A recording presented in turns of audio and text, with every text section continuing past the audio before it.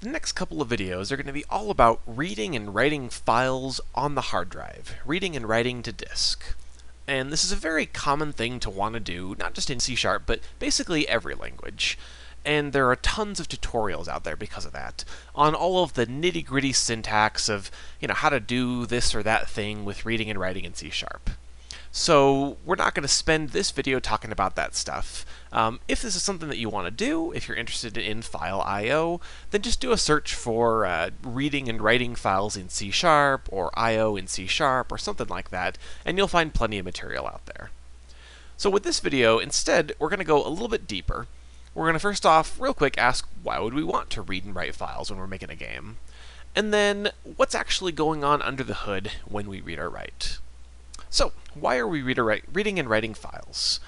The base reason, the overall reason, is to save and or load data from the disk. So somewhere a little bit more permanent than the data that we keep in memory. Because every time we stop and start Unity, every time someone stops and starts your game, everything that's in memory goes away.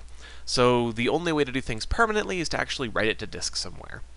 And we have things like player prefs, but that's a really sort of lightweight way of doing this. It's only going to get you so far. You don't want to be saving a ton of data with player prefs, and there's actually a limit on how much data you can save. So it's not meant for saving just megabytes or gigabytes of data.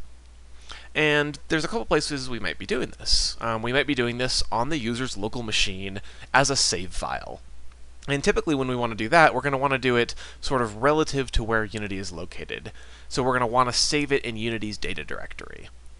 We might also be doing this on a server, in which case we're going to write our code outside of Unity, and we're typically going to use a common server language. There's certain languages that are commonly used on servers, and C# is absolutely one of them, and Java is another one. So kind of in one of those languages is where we're going to be working outside of Unity. And when we do our saving, we're going to be serializing. And serializing means taking the state of our game world or the state of the data we're interested in, and we're going to turn it into text that can then be written to a file. We've talked a little bit about this in the past, but essentially when we write something out to disk, it's going to have to be a series of bytes. It's going to have to be a series of ones and zeros. So we're going to have to figure out how to take abstract things like where is the character in the world and what level are they, and write that out into some concrete form of ones and zeros. And then when we read out the data later, back into our game, the opposite direction is deserialization. So how are we going to do this? We're going to use something that's called a stream. And a stream is essentially, you can think of it like a pipe, and actually it's sort of related to a pipe. That's another term for a stream. And this is, a pipe is where we can send bytes through our pipe to some location. So a stream allows us to take something, it'll turn it into bytes, and it'll send those bytes somewhere. And what we're going to do is we're going to use the stream writer and the stream reader classes, and I'll get to those in just a moment, to take our data, turn it into bytes, and then write it to the disk, or to read the bytes off of the disk and then return them to us in our game.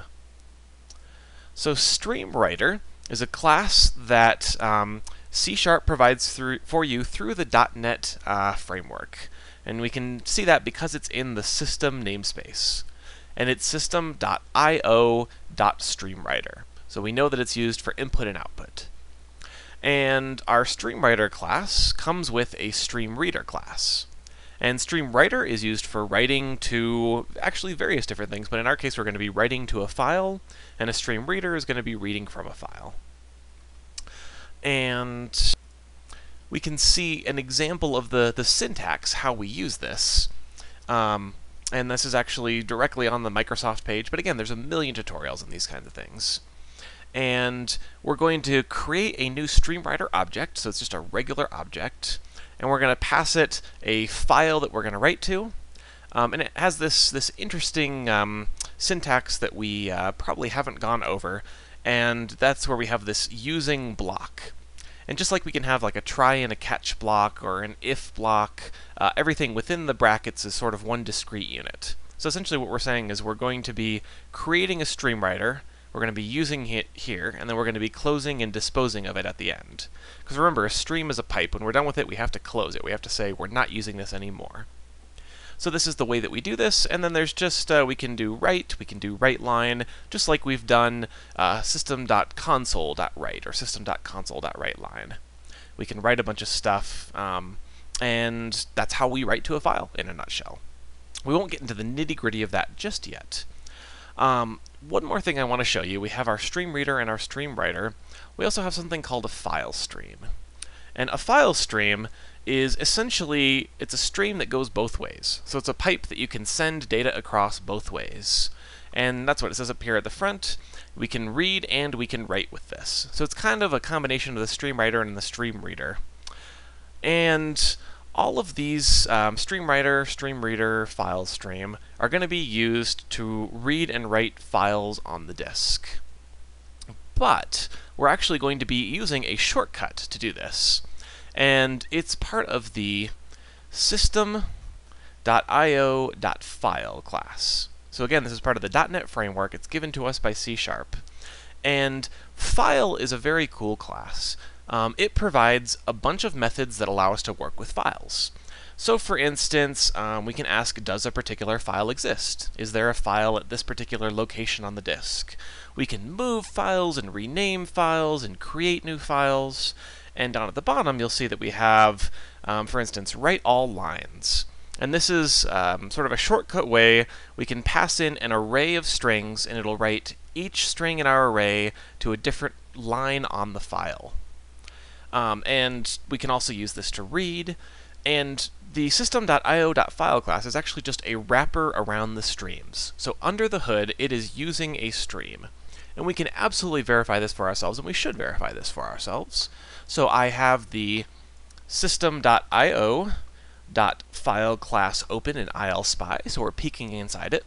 And here's that same write all lines method.